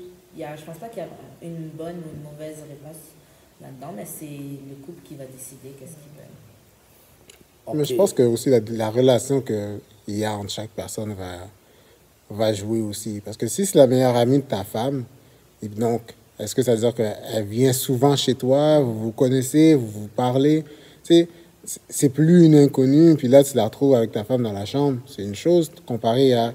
Tu as vu cette personne-là une fois, puis là, tu rentres chez toi, tu la trouves dans ta chambre, tu es comme, OK, toi... Déjà, là-bas, c'est même pas faire pourquoi elle est dans la chambre, c'est-à-dire, toi, t'es qui? C'est vraiment ça qui va se passer. Donc, c'est pas la même dynamique. Ça dépend de beaucoup de facteurs. Aussi, quand on parle des femmes, deux garçons ne vont pas s'asseoir sur le lit ensemble, puis OK, comment t'es ta journée? Les filles, on fait ça, on s'assoit, puis elle se maquille, puis l'autre peigne ses cheveux, puis on fait ça. Donc, c'est pas une situation, c'est juste avertir le mari, puis est-ce qu'il est confortable? S'il n'est pas confortable avec ça, ben on va aller dans la toilette, on va aller dans le salon. Jamais, va à la toilette. Va à la toilette, va à la toilette. Va à la toilette. Parce que certains amis prennent inconsciemment la place du mari ou bien de la femme. Et souvent, j'ai entendu des rivalités même, où le mari dit, mais tu lui parles, moi tu ne me parles jamais. La femme dit, mais tu lui parles, moi tu ne me parles jamais. Donc, c'est des sujets qu'il faut poser, des sujets très pertinents qui peuvent être à la source de certaines rivalités dans le couple, où l'autre se sent moins aimé. Regarde comment tu es à l'aise avec un tel. Oui, mais un tel est mon ami depuis que j'ai 5 ans. Un tel est plus à l'aise avec mon caractère. Et là, nous venons dans ce point. Est-ce que vous pensez qu'avant de vous engager avec quelqu'un, il est important de questionner le caractère de cette personne? Qu'est-ce que tu veux dire par questionner le caractère de quelqu'un? Par exemple, il y a des gens qui cherchent un romantique. L'autre t'aime, mais il n'est pas un romantique. Il y a quelqu'un qui cherche quelqu'un qui fait de la poésie. L'autre t'aime, va te dire, il n'est pas expressif. Vous voyez? Donc, il y a des gens, quand ils sont fâchés, qui peuvent briser une maison. Et pourtant, quand tu regardes leur face, c'est tellement sympathique que le jour où tu les vois fâchés, tu te dis, mais qu'est-ce qui s'est passé à l'ange? Est-il déchu? Donc, est-ce que ce n'est pas des sujets qu'il faut se poser? Des questions qu'il faut se poser? Mais vas-y. Il faut toujours questionner le caractère de la personne parce que, tu vois, il y a différentes formes d'appréciation. Ça veut dire que quand tu aimes, il y a des personnes qui aiment donner, il y a des personnes qui aiment ça recevoir, puis il y a différents types de personnes. Et c'est important de savoir avec quel type de personne que tu décides de faire ta vie avec. Parce qu'en sachant ça, parce qu'il y en a qui aiment ça, peut-être qu'ils aiment ça recevoir des cadeaux, et si tu sais que la personne aime ça recevoir des cadeaux, même si tu n'es pas quelqu'un qui aime donner des cadeaux, mais de temps en temps, tu vas faire un effort pour rentrer dans le jeu de l'autre personne, parce que tu aimes l'autre personne. Mais de la même façon aussi que l'autre personne doit savoir que tu n'aimes pas donner des cadeaux, mais tu aimes peut-être quelque chose d'autre, tu aimes la poésie. Donc elle, même si l'autre personne n'aime pas faire de la poésie, mais une fois de temps en temps, elle va faire une poésie juste pour rentrer dans ton jeu aussi. Moi, je dis toujours, il y en a qui disent le mariage c'est 50-50. Moi, je ne crois pas à ça. Moi, je crois que c'est 100% chaque côté. C'est-à-dire qu'il faut vraiment s'investir là-dedans et se donner complètement dedans. Puis c'est alors que tu vas voir les résultats escomptés. OK. Bon, sur ce point, j'aimerais poser une autre question. Est-ce que, par exemple, il y a des gens qui se marient, mais qui ont des caractères vraiment opposés. L'un aime la fête, l'autre non. L'un aime célébrer les anniversaires, l'autre non.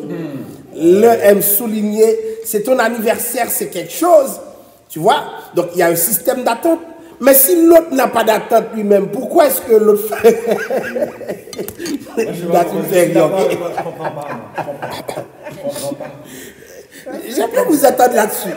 Comment vous voyez ça? Je pense que sur ce point-là, mais c'est chacun doit s'ajuster. Si c'est une personne que tu aimes ses valeurs, il y a certaines différences. Si ces différences ne sont pas extrêmes au point qu'on ne veut pas s'entendre du tout, mais on va s'ajuster. Des fois, je vais faire des choses que j'aime moins, mais que mon partenaire aime ça, faire ça, ben, je vais le faire avec lui.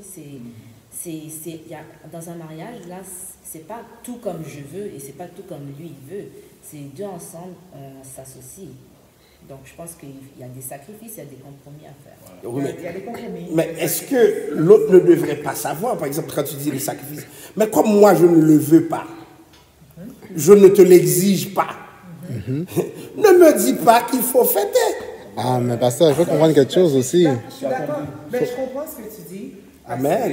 Que, effectivement, c'est vrai. Selon moi, personnellement, la personne n'aime pas des surprises, la personne n'aime pas les fêtes. Je ne sais pas pourquoi tu ris, pasteur. La personne n'aime pas les Mais il défend son point, là. Il défend un cas. La personne n'aime pas les noms, parce que je sais pourquoi il rit. Elle n'aime pas les surprises, elle n'aime pas les fêtes et tout. T'as dit ça 10 fois, Linda. Je sais, j'ai dit 10 fois. T'es en train de mouiller les gens. Tu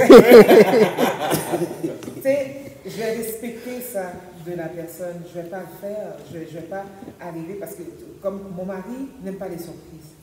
Oh, ah bon? Il déteste les surprises. Alléluia. Mais il doit accepter les surprises. La vie est faite de surprises. Il n'aime pas ça. Faire une fête surprise ou quoi que ce soit, non. C'est encore plus le fun. Il va adhérer à la fête. Tu lui fais une surprise, il va adhérer et tout. Mais pour de vrai, c'est la pire chose qu'on pourrait lui faire. C'est pour ça que si je dois faire une fête pour Irvins, je vais lui en parler. Et si une personne viendrait me voir, pour me dire, oh, je fais une surprise pour lui, je vais dire à la personne, ok, pas de problème, but you know what, je vais lui dire, parce que c'est comme... Amen, il y a amen, amen, quand amen. même un respect dans ce sens-là. Puis Amen. il faut comprendre la personne si elle n'aime pas ça et tout ça. Moi, au contraire, moi, des surprises. Ouais, ça, j'aime les fêtes, j'aime organiser des fêtes, j'aime ça. Lui, N'importe quelle heure. ouais, n'importe quelle heure. Mais il y a aussi, je pense, une autre mesure qu'il faut avoir dans la chose, parce qu'à un moment donné aussi, c'est un compromis. Dans le sens où je peux comprendre, si on prend l'exemple d'Irvins, Irvins n'aime pas les surprises. Mais si maintenant, c'est sa mère qui veut lui faire une surprise, est-ce que tu peux dire à sa mère non? Je vais parler à ma belle-mère, je vais lui dire, tu sais que ton garçon n'aime pas les surprises. Mais là, elle va te dire, oui, je sais, me téléville. On m'appelle quand même. Non, elle va dire ça pour de vrai. Ah, mais c'est ça. La connaissant, connaissant ma belle-mère très bien, ça ne serait pas du genre de personne parce qu'elle sait que la personne n'aime pas ça, elle va respecter le fait que la personne n'aime pas ça. Ah, mais tu vois, des fois... blesser la personne. Mais des fois, c'est pas que tu veux pas blesser la personne, c'est que même si la personne aime pas ça, mais tu dis l'événement. C'est comme si je te disais pour ses 50 ans. Ouais. So, je disais, tu as 50 ans une fois. Je comprends que tu n'aimes pas ça, mais tu vas prendre ça que tu n'aimes pas une fois. C'est parce que tu vas le prendre cette fois-là. Et puis après ça, tu n'en auras pas d'autre. Mais fois ça. Il y a des façons, il y a des manières de fonctionner sans que la personne soit offusquée, puis tu fais quand même la surprise. Comme là, moi, je vais dire à Irvin, c'est quoi? Tu vas avoir tel âge, j'organise une fête pour ton anniversaire. Puis voilà, la surprise, c'est dans la grosseur de la fête. C'est ça. Alors la surprise est tout simplement, il sait qu'il va dans un anniversaire, il ne sait pas ce qui va se passer à l'intérieur, mais at least he knows. Tu comprends? Mais il y a différentes non, mais il sait de toute façon parce qu'il sait que c'est sa fête. Il sait, il va se dire qu'il y a quelque chose qui s'en vient parce qu'ils ne sont pas capables de ne pas rien faire. Au final, oui, parce qu'au final, tu t'habitues avec la personne, tu sais que ce jour-là, il y a quelque chose qui va se passer quand même. Inévitablement. Et si ça ne se passe pas, tu risques aussi de te dire, oh, ils vont oublier. Et là, ça peut faire créer des remous pour rien, là. Ou un petit ressentiment dans le cœur, là. Alors, passe, t'as compris. Tu penses non, là, je sais que je suis attravé, j'ai affaire des vendus. Donc, il n'y a pas besoin de changer ça. On le sait. Mais maintenant, c'est plus une surprise quand tu sais. C'est plus une surprise et c'est ça le fond. Ce que j'aimerais savoir, est-ce qu'on poserait la question à la personne, comment tu prends tes décisions? Imaginez-vous quelqu'un qui a l'habitude de prendre ses décisions sans consulter qui que ce soit. Maintenant, parce qu'il est marié, il est tenu de consulter. Comment vous voyez cela? Ben, les décisions l'affectent plus juste lui, donc. Mais s'il veut continuer ainsi, et puis, est-ce que ça va au point où vous allez déranger, dire, ah, mais non, si tu es comme ça, si tu insistes à être comme ça, moi, je ne te marie pas. Est-ce que tu vas faire ça? Mais c'est ça, pas marié. Parce que, non, c'est parce que les décisions qui sont prises, là maintenant c'est à deux, ça va m'affecter. Mais ces décisions-là vont m'affecter, alors c'est à deux, il faut prendre ces décisions-là ensemble. Que je sois d'accord, que tu sois d'accord, que je ne suis pas d'accord avec la décision, on en discute et nous arrivons à un terrain d'entente pour pouvoir avancer. Ok. Donc, puisque tu parles de terrain d'entente, quand il y a un problème, qui fait le premier pas? Est-ce qu'on devrait se poser cette question? Quand il y a un problème, qui fait le premier pas? Oui, pour résoudre le problème. Qui peut dire, chérie, je m'excuse, chérie, on doit se parler, chérie, etc. Qui va faire ça? Est-ce que c'est des choses qu'il faut se dire? Absolument, mais c'est toujours l'homme. C'est l'homme qui s'excuse. Je pense que c'est des choses qu'il faut que... Parce que on s'entend avant de dire oui, on ne peut pas discuter de tous les sujets. Il y a certains points clés qu'on est obligé de discuter, mais sur ce sujet en particulier, peut-être que la discussion ne va pas venir, mais il va falloir y penser que je me marie. Il y a des moments où on aura des discussions, il va falloir que puis que j'avance, parce qu'il n'y a pas moyen de dire... Mais dans les fiançailles même, ça va se passer. Mais c'est ça, à un moment donné... Il n'y a pas moyen de dire, OK, quand on va être fâché, c'est toujours l'homme qui va venir s'excuser, c'est toujours la femme qui va... Des fois, c'est l'un, des fois, c'est l'autre, mais il faut que les deux soient conscients que des fois... Qu'ils fassent ce débat. Il y a un premier pas qui va devoir être fait, que ce soit moi ou que ce soit l'autre. Donc, c'est ça, parce que ça va dépendre aussi de qui est fâché. Donc, si c'est moi qui est fâché, et puis moi je suis fâché, ma femme n'est pas fâchée, parce que ma femme, c'est elle qui a fait quelque chose, ou qui voit que quelque chose m'est arrivé, puis je suis fâché. Puis là, maintenant, c'est elle qui va peut-être venir vers moi pour me dire, qu'est-ce qui se passe, puis commencer à en discuter. Mais là, maintenant, si c'est moi qui vois qu'elle est fâchée, je suis comme, non, mais pourquoi elle est fâchée? Je vais lui poser la question. Mais maintenant, s'il y a un argument, puis les deux sont fâchés, et puis ils sont fâchés l'un contre l'autre, là, ça, c'est notre affaire. Là, il y a des patterns que tu vois déjà dans le couple. Mais c'est ça, dès la fréquentation, en fait. Il y a un petit problème, la personne passe 2-3 jours sans appeler, là. Ou sans parler.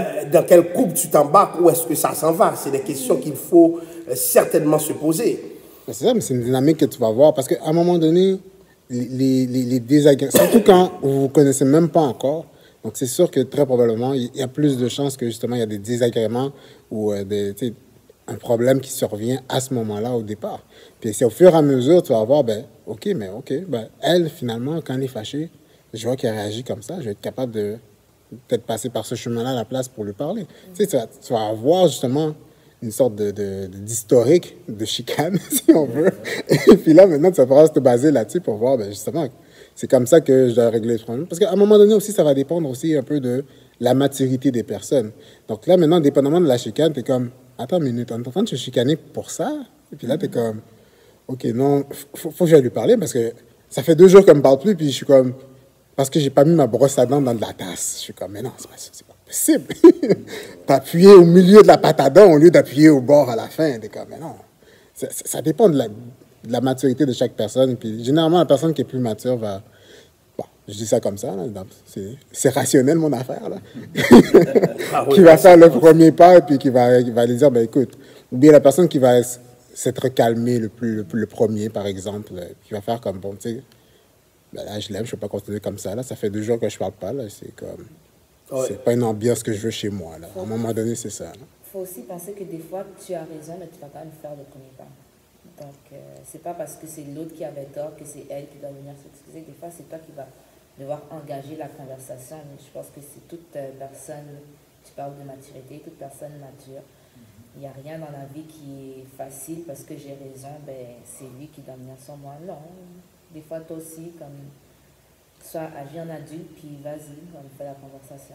Parce que des fois, même si tu as raison, c'est pas le fait que tu as raison, mais c'est la manière dont tu as amené ton point. Tu l'as peut-être dit avec un ton ou bien une condescendance, et puis c'est ça qui a blessé la personne au final. Tu sais, donc, il y a même l'abus de la raison. Donc, quand tu as raison, tu fais trop. Est-ce que quelqu'un d'entre vous serait prêt à dire à l'autre, pendant que au moment du mariage, au moment où ils veulent s'engager, avant de dire oui, est-ce que tu acceptes de passer le test médical? Pour quelle chose en particulier? Pour quelle raison en particulier? Puisqu'on va se marier. Mais à aller fouiller comme... je pense que je passerais un test médical si on prend une maladie en spécifique. Exemple, l'anémie si je prends l'exemple de l'anémie falciforme, si je sais que moi je suis anémie falciforme, puis j'ai comme une grosse forme, si l'autre, de toute façon, l'autre, s'il y a une façon, il le saura anyways. Donc, il y a ça à considérer, mais des fois, quand on va les fouiller dans des maladies, il y a des choses, c'est 10%, 5%, 0,1%, puis là, ça travaille dans notre tête. Je pense que c'est pas trop nécessaire d'aller fouiller là-dedans. Moi, c'est moi personnellement.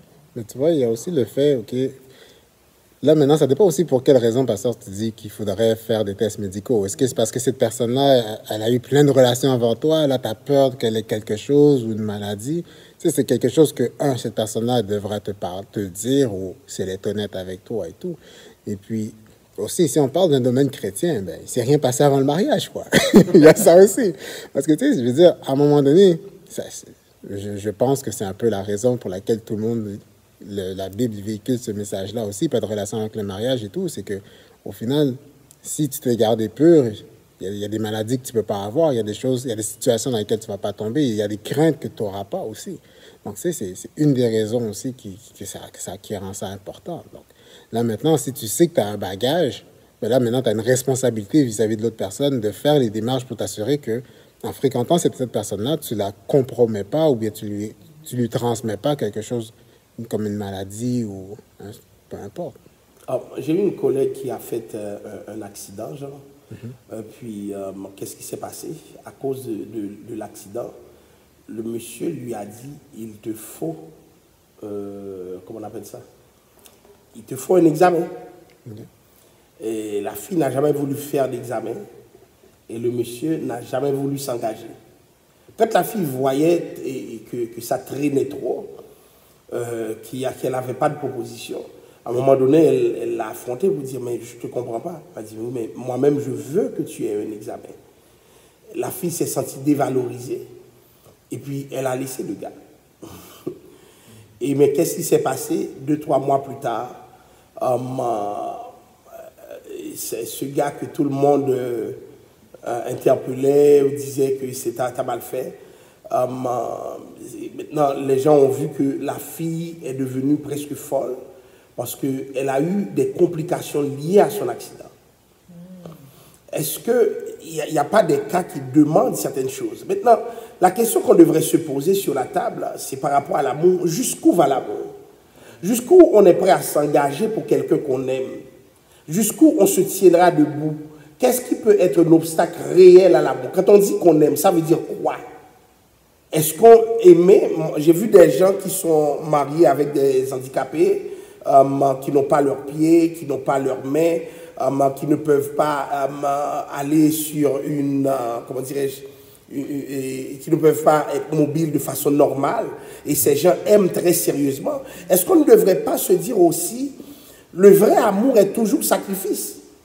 Et sacrifice veut dire des fois ignorer certaines choses et entrer dans l'amour, pas parce qu'on est aveugle, mais parce qu'on aime tout simplement. Est-ce qu'on ne devrait pas aller jusque-là? Mais quand on dit les vœux de mariage, on dit pour le meilleur et pour le pire. Yeah.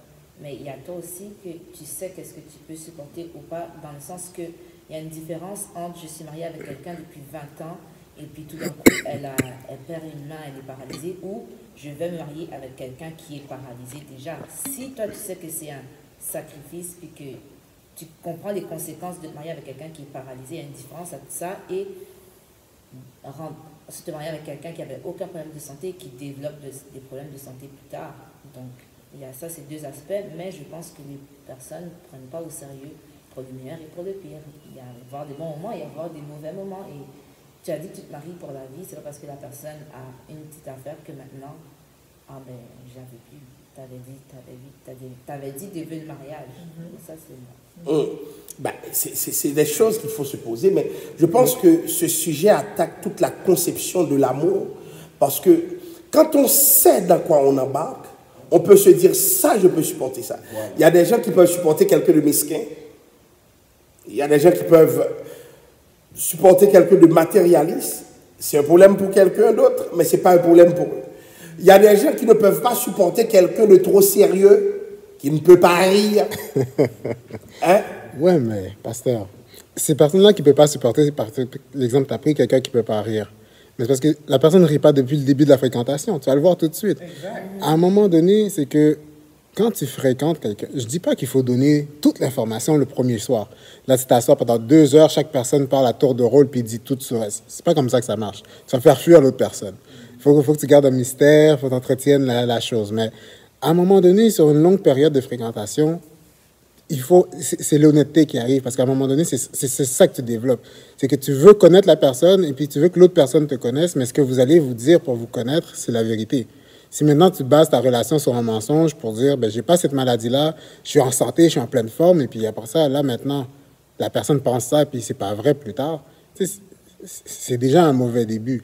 Mais aux minutes que tu commences à fréquenter quelqu'un, puis que toute la vérité sort, là maintenant, pour le meilleur et pour le pire, ça prend une autre dimension dans le sens où ben, pour le meilleur et pour le pire, de ce qui va se passer après que j'ai dit oui, là maintenant, le jour à l'hôtel. Parce qu'avant ça, ben, tu sais déjà tout ce qu'il y a à savoir de cette personne. I hope. Tu sais ce qu'il y a à savoir d'important sur cette personne-là. C'est sûr que tu ne connaîtras jamais quelqu'un à 100%. Mais je veux dire, si la personne elle marche dehors avec toi, vous avez fait une marche par aller au parc et puis son souffle est court après même pas 2 minutes, il faut qu'elle soit capable de te dire, ben, j'ai un problème de poumon. Pourquoi est-ce que je ne peux pas marcher avec toi? Pourquoi je ne peux pas courir avec toi? Pourquoi est-ce que l'autobus arrive ensemble, on ne peut pas courir derrière le bus? Moi, je ne suis pas capable. faut qu'elle sache. À un moment donné, c'est ça la fréquentation aussi, c'est que des fois, il y a des questions que tu ne poseras pas, mais c'est à travers les sorties, à travers les discussions, que tu vas aussi glaner des renseignements, puis il y a des points qui vont... Parce qu'à un moment donné, tu ne peux pas être diabétique, puis tu n'as jamais pris les médicaments devant la personne, puis la personne ne le sait pas après 2 ans de fréquentation. Là, maintenant, si elle ne le sait pas, c'est parce que tu l'as caché. À un moment donné, parce que vous allez sortir, vous allez au restaurant, il faut qu'elle regarde le plat. Qu'est-ce qui doit être caché, qu'est-ce qui ne doit pas être caché? Parce que des fois, les gens ne le savent pas automatiquement. Surtout lorsque c'est rendu normal de la vie de la personne, prendre des médicaments de diabète, et puis la personne s'est habituée, c'est son mode normal, ou bien la personne a fait longtemps comme ça, pourquoi cacher? Tu vois, ça. Donc toutes ces questions, tu dis que le cacher, pourtant c'est la normalité de sa vie. Donc, c'est là que des interrogations doivent être formulées. Donc, comme nous comprenons ce soir, et on va terminer sur cette note, je donne 1 minute à chacun pour les derniers conseils avant de dire oui. OK. Ben, je vais me lancer. Moi, ce que je conseillerais aux gens, c'est le plus possible la transparence. Donc, est-ce que tu comptes? Donc, c'est de vraiment privilégier la transparence. Donc, si on vous pose une question, c'est mieux de répondre très honnêtement le plus possible. Et puis, au pire, si ça ne marche pas, mais ça ne marchera pas, mais au moins, tu n'embarques pas dans quelque chose que la personne ne peut pas supporter après. Puis après ça, être lâche en cours de route alors que tu pensais que tout allait bien. Ça va être encore plus dur, encore plus chiant parce que tu t'es encore plus attaché à cette personne-là. Donc, la transparence, l'honnêteté, c'est le mieux. Puis, dire le plus possible ce qu'on pense qui pourrait peut-être déranger quelqu'un. Au final, c'est ça qu'il faut dire, parce que c'est ça qu'il faut. C'est juste... Amen. Bel effort. 1 minute. Moi, si je peux dire, en résumé, quand tu fréquentes quelqu'un avant de dire oui, les sujets abordés, c'est l'aspect financier, l'aspect spirituel, l'aspect d'éducation, la famille, l'entourage de la personne. C'est à peu près les sujets qu'il faut absolument aborder. Après, le reste, ça viendra, mais... ces sujets-là abordés avant de dire oui. C'est tout. Oh, très bien. Moi, je dis, quand tu aimes à la folie. C'est comme tu peux aimer, là. Vraiment, déverse-toi là-dedans, mais en même temps, garde un œil ouvert, pose des questions. Pose des questions, puis expérimente des choses, là, comme vraiment sors avec la personne, apprends à connaître la personne. C'est très important. Et comme ça, pose des questions, et les questions que tu ne peux pas poser, tu vas aller voir, comme mes collègues l'ont dit aussi, tu vas pouvoir voir qui est la personne. Mais une chose, il faut toujours se rappeler, moi, je pense, quand tu aimes quelqu'un, tu aimes aussi les défauts de la personne. Ça veut dire que ça fait partie du package. Ça veut dire que tu aimes les défauts, c'est sûr que ce n'est pas facile, mais la transparence, et si la personne est vraie, tu vas passer à travers. C'est vrai ce qu'il dit. Ce que je pourrais dire vraiment pour ajouter sur ce que Yomen a dit, c'est que tu es avec la personne, tu as accepté d'entamer cette relation avec la personne, c'est que tu acceptes ses défauts, ses qualités, pour pouvoir continuer le chemin avec la personne. Et avant tout, avant de dire oui, que ça soit la femme qui doit dire oui, parce que j'entends que maintenant la nouvelle mode, c'est qu'il y a des femmes qui demandent en mariage à des hommes. Je trouve ça bizarre, là, mais en tout cas, c'est vraiment de prendre le temps d'apprendre à connaître la personne, poser les questions, converser. Dans les conversations, vous rentrez les sujets de finances, tout ce qui en est par rapport à ce qui va s'en venir pour vous. Amen. Gloire à Dieu. Bel effort, tout le monde, une minute. Alors, le sujet, c'était avant de dire oui, nous n'embarquons pas aveuglement dans le mariage. Certains disent que l'amour est aveugle, mais dans le mariage, ou bien avant le mariage, l'amour a intérêt à voir clair. Sinon, il peut y avoir des problèmes, et des problèmes permanents, des problèmes irréversibles, parce que certaines choses s'amplifient lorsque nous vivons le contexte du mariage. Merci à tous ceux qui nous ont écoutés. Merci à tous ceux qui ont été en ligne. Que le Seigneur vous bénisse. Au revoir et à la semaine prochaine pour un autre débat.